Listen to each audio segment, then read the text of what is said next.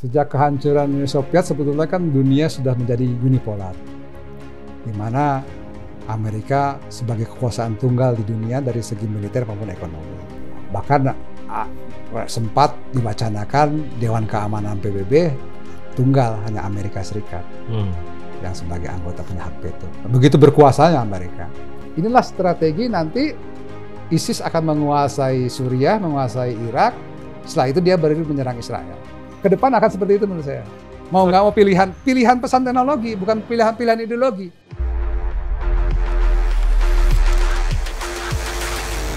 Halo sahabat OMB, obrolan mulai kembali.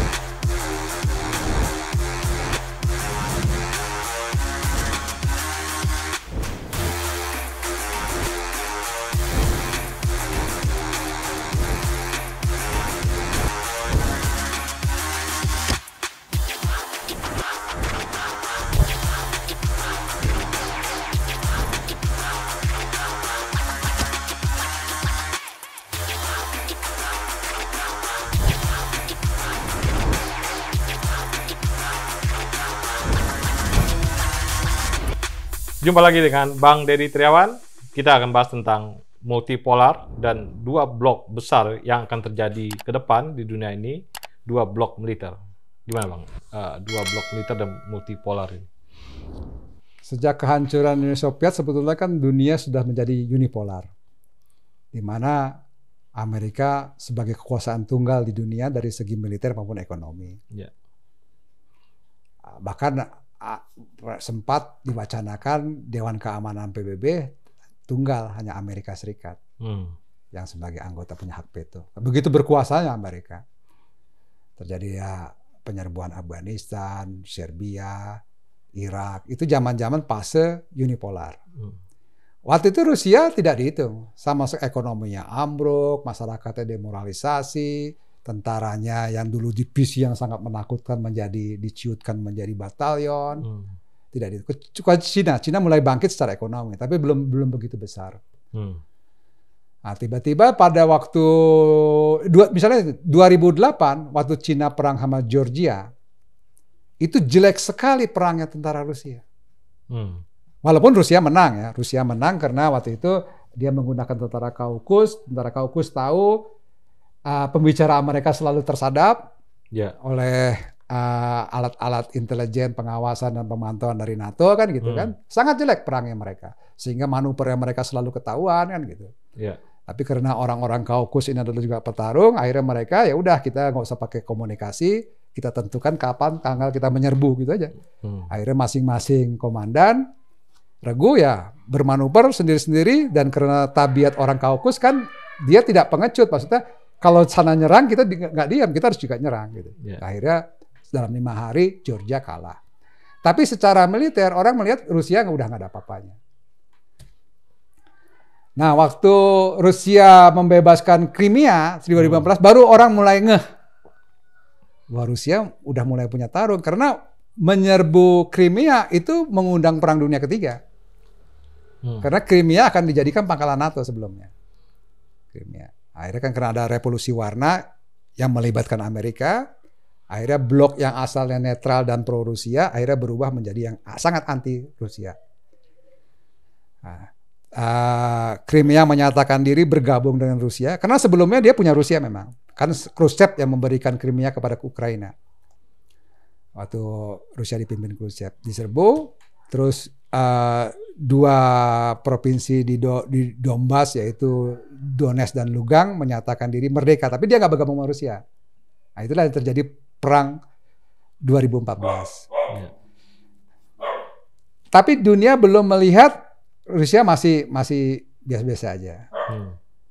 Kejadian akhirnya yang ISIS. Nah ISIS ditendang oleh 87 milisi. Akhirnya keluar dari Irak kan waktu itu.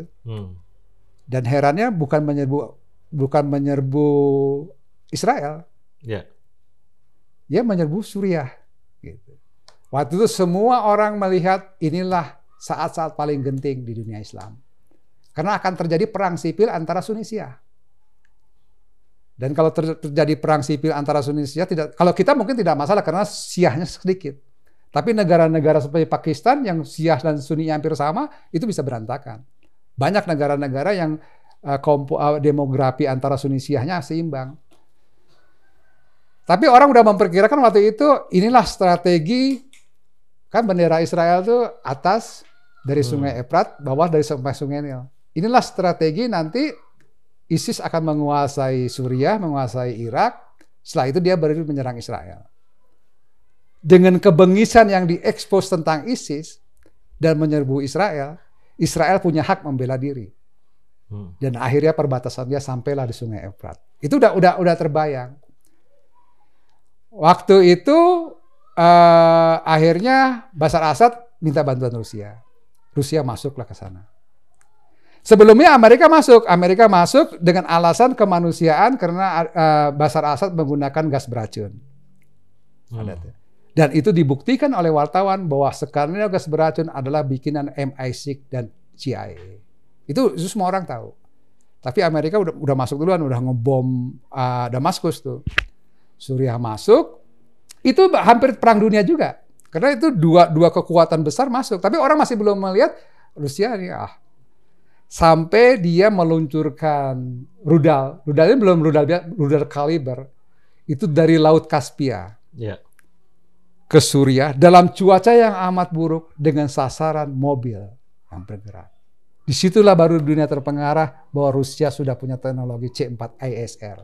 Jadi komputerisasi, komunikasi, intelijennya itu kan melibatkan satelit, melibatkan orang di darat yang memantau dengan laser segala macam. Kenapa Rusia nggak menembak si mobil itu dengan bazooka aja selesai atau dengan apa? Itu dia ingin menunjukkan dunia bahwa gua udah punya teknologi ini. Nah, 2018 baru dia meluncurkan bahwa saya punya hipersonik. Nah, disitulah baru dunia terpengaruh, peta militer dunia sudah berubah. Bahwa dengan rudal hipersonik tidak mungkin bisa ditangkis oleh penangkal yang tidak hipersonik. Yeah. Gitu. Karena dia lebih cepat dan bisa manuver, presisi.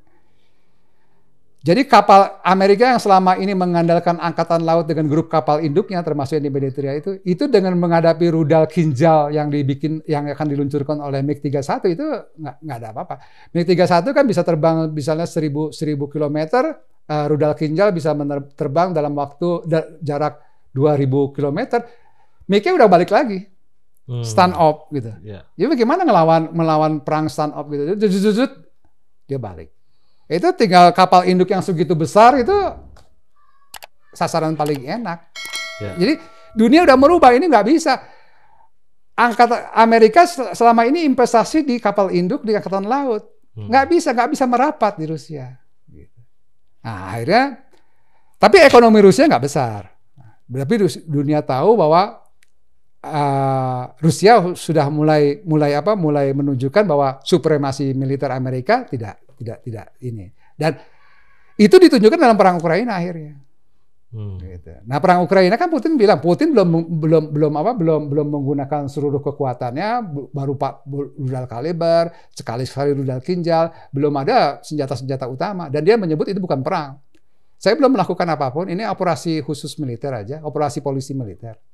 Tapi di situ dia berhasil mempermalukan semua persenjataan NATO, gabungan NATO. Yang namanya tank Leopard 2 yang paling hebat dari Jerman, katanya yang terbaik, gak ada apa-apanya. Nah, tapi ekonomi dia nggak ada apa-apanya. Nah, bergabunglah dengan Cina yang ekonominya luar biasa dan tidak bisa disaingin sama Amerika. Nah, jadi dua ini jadi simbiosis karena sebetulnya dunia ini diselamatkan ya. Kalau seandainya waktu itu Bill Clinton menerima tawaran Putin bahwa kita jadi anggota NATO, selesailah kita. Rusia menawarkan diri karena Rusia waktu itu sedang remuk. Udahlah kita jadi anggota NATO saja. Kita bersahabat aja, ngapain kita itu. Bill Clinton kan nolak. Malah dia membangun terus pangkalan militer, terus memprovokasi kan gitu. Walaupun narasi Amerika tetap kemarin Bill Clinton, si Joe Biden masih bilang bahwa Amerika lah yang paling utama, kekuatan Amerika lah kekuatan terbesar sepanjang sejarah, bahwa kita tidak perlu memberikan alasan terhadap kawan kita, saingan kita, mau sekutu kita tentang tekad. Dia masih percaya diri bahwa itu. Tapi semua analis militer mengatakan Amerika tidak apa-apa secara militer. Nah, dengan ekonomi Cina. Kalau waktu itu Rusia bergabung sama NATO, selesai kita. Nah, Cina tinggal seketika, tinggal dikepung sama mereka, selesai. Nah, itu sudah diselamatkan. Jadi mereka dipaksa bergabung. Akhirnya mereka membuat SCO kerjasama Shanghai, organisasi kerjasama Shanghai. Mereka bikin BRICS. Sekarang udah masuk, Arab Saudi udah masuk, Uni Emirat Arab udah masuk kan gitu. Ini akhirnya ada dunia ekonomi yang multipolar. Nah, tawaran di BRICS sederhana, jirga yang kemarin saya sebutkan. Jadi dia tidak ada pemaksaan. Jadi anggota misalnya Afrika Selatan masih berhubungan dengan Uni Eropa, masih berdagang dengan Amerika, masih menggunakan mata euro, dolar, dia nggak memaksa. Jadi semuanya bebas. Gitu. Jadi sangat nyaman dari sisi ekonomi, sangat nyaman dari segi budaya. Semua orang boleh mengembangkan budayanya, agamanya. Nah, kita bagilah beraliansi secara kesepakatan bersama. Itu yang dibangun di BRICS, dibangun di kerjasama Shanghai. Nah, tapi kalau kita ngelihat perang Ukraina, Rusia kan menciptakan yang namanya Lancet, drone. Jadi drone itu jadi punya sensor, dia bisa terbang beramai-ramai, net centric, saling komunikasi di antara mereka, dan sudah ada algoritmanya. Jadi misalnya ini ada rombongan tank, artileri, pasukan pengangkut infanteri segala macam, dia bisa membagi tugas. Saya nembak ini. Kalau dia nggak membagi tugas kan bisa satu unit ditembak berapa ini kan nggak efisien. Dia bisa berkomunikasi. Nah, terus dia bisa menghilangkan kan kalau terjadi perang ada tank Rusia, ada tank mereka kan, tank musuh kan. Dia bisa untuk tank Rusia nggak ditembak. Gitu. Nah, jadi kalau kita ngelihat generasi kelima pesawat fighter itu kan kalau sebelum mau menembak pesawat musuh itu dia harus masuk dulu di monitor. Udah masuk di monitor terus dia pencet begitu kan. Nah, pencet itu masuk ke memorinya si peluru kendali. Peluru kendali itu dapat kamu kejar itu kan gitu. Perang nanti itu tidak perlu begitu lagi. Dia tinggal luncurin aja. Dia mencari sendiri. Mencari itu kan berarti dia punya memori. Kalau misalnya F-16 itu kayak apa strukturnya, baik dari segi sonar, dari segi sensor optronik, baik segi elektromagnetik segala macam, berbagai macam radar lah kan. Kalau misalnya tank Leopard tuh bagaimana, tank Challenger tuh bagaimana, tank Abraham tuh bagaimana, tanknya dia bagaimana kan gitu. Jangan sampai kan dia membunuh sendiri kan. Begitu juga rudal.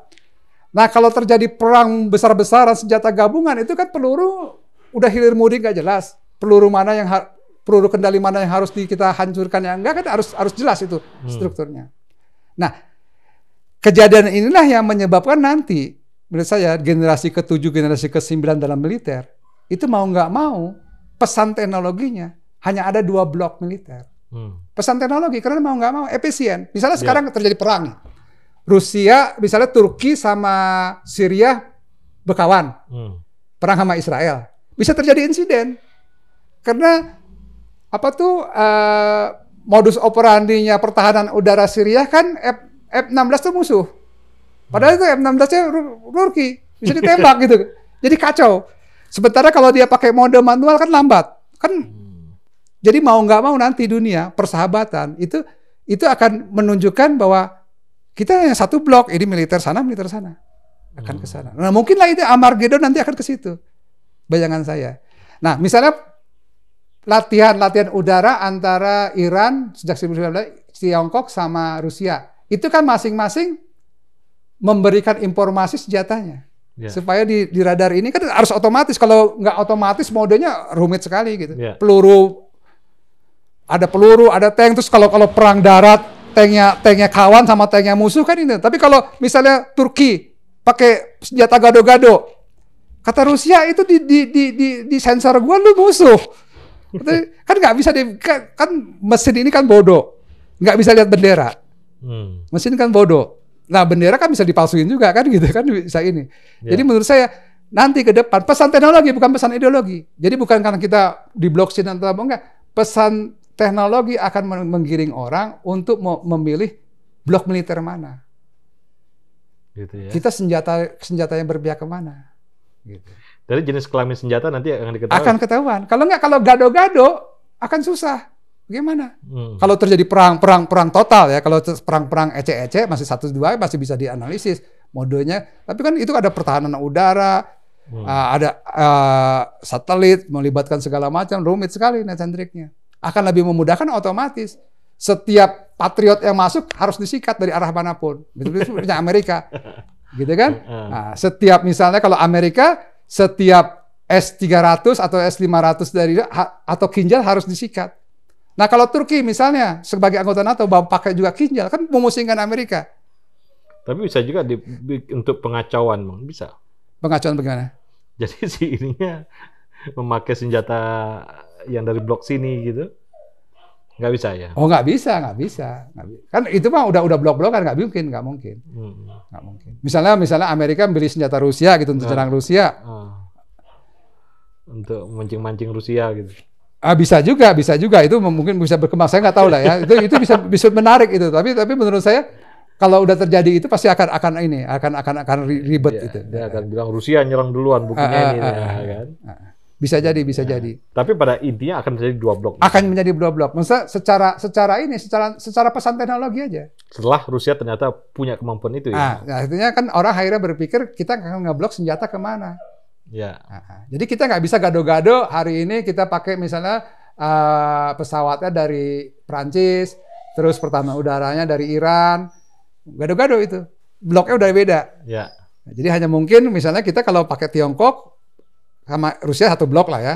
Sekarang satu blok kan Rusia, Tiongkok, Iran. Nah sana Amerika kan gitu. Kita tinggal milih kemana. Nggak bisa gado-gado gitu. Kedepan akan seperti itu menurut saya. Mau nggak mau pilihan pesan teknologi, bukan pilihan ideologi. Ya. Oke. Makasih Bang Didi. Oke. Ya, itulah 2 blok militer yang nanti akan menjadi sebuah setting dunia dan juga multipolar yang akan muncul di dunia. Sampai jumpa.